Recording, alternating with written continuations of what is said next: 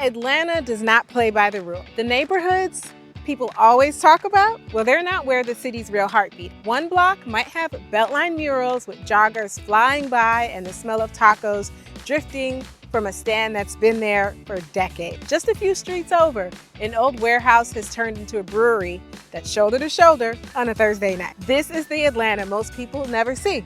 Out of more than 200 neighborhoods, only a handful truly capture the mix of lifestyle, energy, and value that makes you fall in love with this city. Some names that you're gonna recognize, others you probably never even heard of.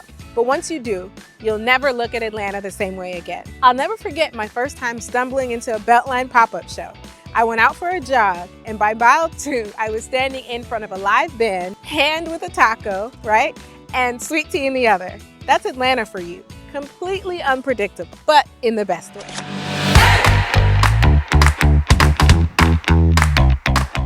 Atlanta has more than 200 neighborhoods, and that can feel overwhelming. But here's the truth. This city runs on 5 lifestyle lanes. You see it every day. Neighborhoods in West End chatting by the Beltline Trail, or the line out the door of Machado, where bungalows sit beside new coffee shops. Some are driven by investment, others by culture or lifestyle.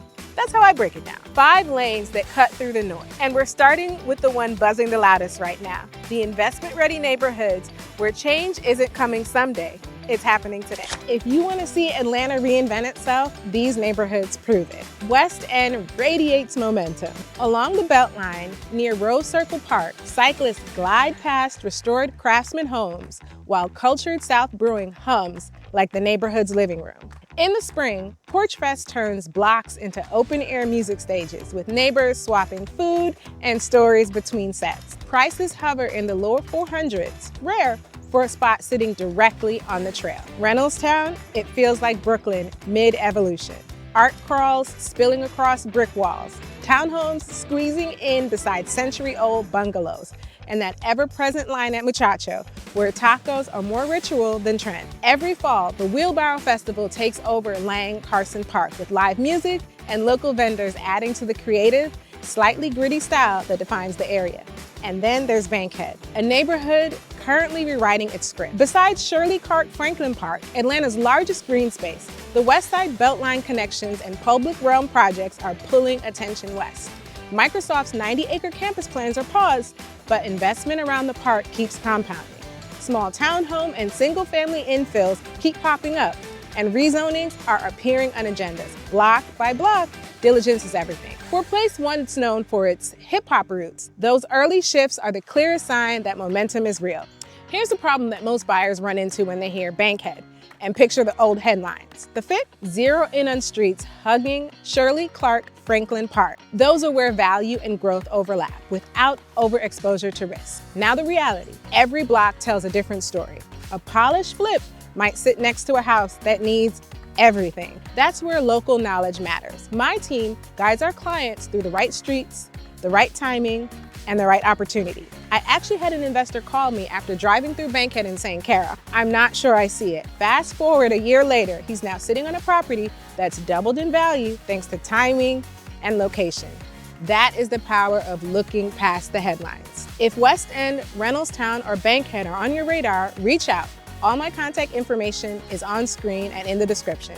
My name is Kara, and we want to be your local Atlanta real estate team of choice. So reach out and start today. If Atlanta has a lifestyle engine, it is the Beltline. East Side, right? Home to Old Fourth Ward and Inman Park. In Old Fourth Ward, the trail doubles as a main street. On weekends, it's packed. Cyclists weaving past murals, brunch crowds spilling out of Pont City Market, and families stretched across historic Fourth Ward Park lawns, right? Homes range from lofts to sleek modern builds, and prices in the low to mid 500s hold strong thanks to walkability. Inman Park trades murals for wraparound porches. Victorian homes line shaded streets. Neighbors host porch parties, and Krog Street Market buzzes most evenings. Each spring, the Inman Park Festival shuts down blocks with parades, food, and live music, my favorite. Weeknights here feel like weekends anywhere else. Fitness studios spilling onto the Beltline, breweries shoulder to shoulder, even on a Tuesday night, and rooftop shows glowing late into the night. That rhythm keeps demand steady, even when other areas are cool. But here's the kicker. Walkability is the currency here. And that's what keeps prices propped up. Here's what I want to know from you. If you had the keys, would you pick a Victorian with a wraparound porch, steps from Krog Street, or a modern loft above the Beltline where you can hear live music drifting up from the rooftop? Tell me your pick in the comment. That is the Eastside Beltline culture, energy, and everyday convenience. Atlanta isn't just building homes, it's building stages. The film boom is reshaping entire neighborhoods.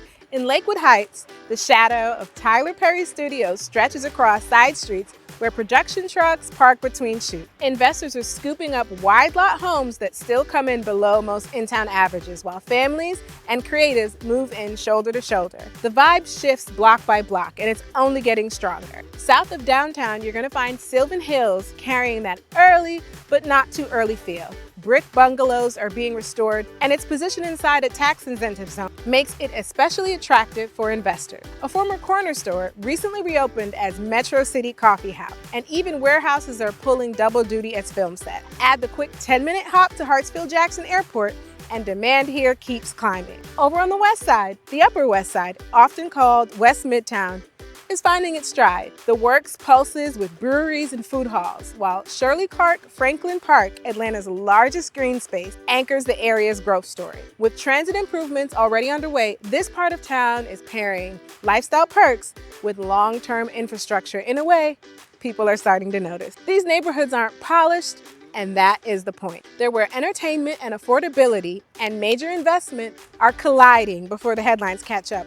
And for those who move early, that usually means upside. But not every neighborhood is waiting for its moment. Some are already buzzing from sunrise to midnight. And that's where we're headed now. Midtown is Atlanta's center of gravity, the neighborhood that never slows down. Mornings in Piedmont Park start with dog walkers crisscrossing the paths, yoga mats rolled out on the lawn, and Georgia Tech students skating towards campus as coffee lines spill out of corner cafes. By night, rooftops glow.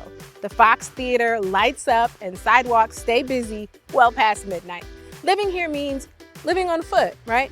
Condos dominate here, often starting in the high 300,000s, with many trading in closer to the 400Ks, right? And demand stays strong because people want that car-light lifestyle. Just watch those HOAs. They can sneak up on first-time homebuyers if you don't factor them in.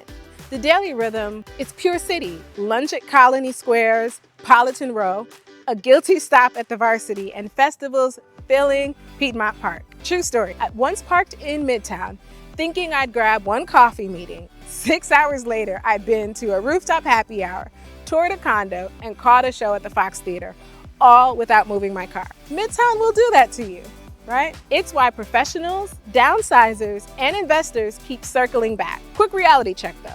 Space is scarce, and if you need a yard, Midtown's not really the play. Yes, space really is the trade-off. Yards and garages are ultra rare.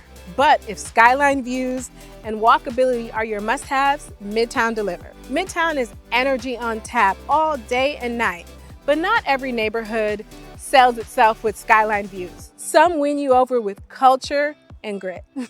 These are the neighborhoods where culture and connection drive the story. In East Point, mornings start with families walking to MARTA while cafes open along Main Street. I work with one couple who picked it because dad could get down in 20 minutes while mom could still catch a flight in under 10. With the airport minutes away and prices well below in town, it feels closer than the map suggests. One of my absolute favorite Saturday mornings was showing homes in East Point. Surprise, right?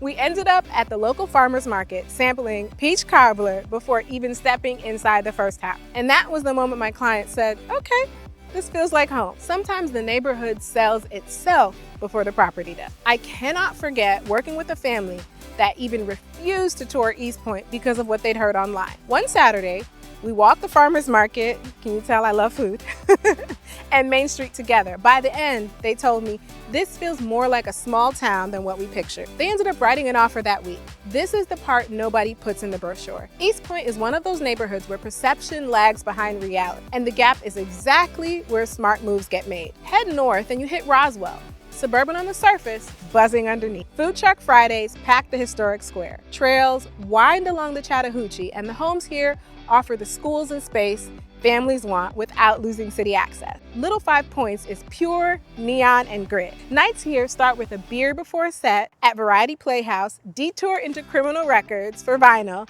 and end under murals that glow in streetlight. Renovated bungalows cost more now, but the people still pay for the culture. A few miles east, East Atlanta Village hums with late-night energy. It feels more tattoo shop than Starbucks, with taco joints, dive bars, and vintage shops giving it an indie heartbeat. Prices are still easier on the budget compared to Beltline hotspots.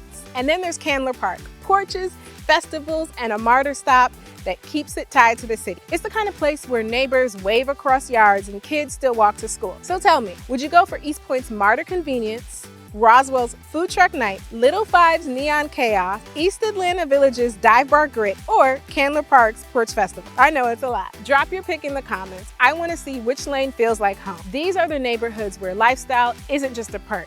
It's the reason people move here.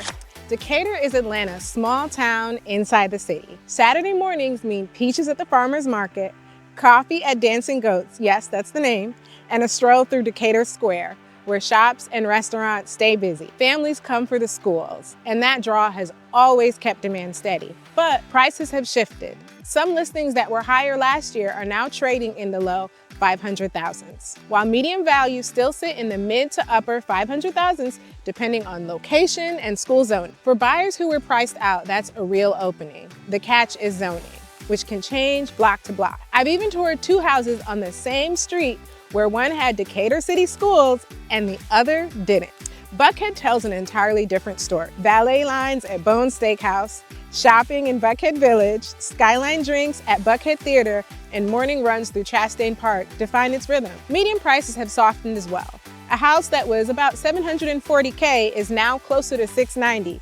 That dip gives you rare leverage in a market that usually resists negotiation. I've had clients land upgrades with builders like Bonger's Home Bills, extras that weren't even a conversation just a year ago. Two classics, two distinct lanes. Decatur with small town charm at a discount, Buckhead with luxury and rare leverage. Together they frame Atlanta's bookends. One cozy, one glossy. Before we wrap with what ties the whole city together, if I were moving to Atlanta today, I wouldn't stop at one neighborhood. Atlanta moves in 5 lanes, right? Investment-ready nodes, Beltline hotspots, entertainment hubs, the walkable core, and lifestyle gems where the block party matters more than the commute. And then the classics, Decatur and Buckhead.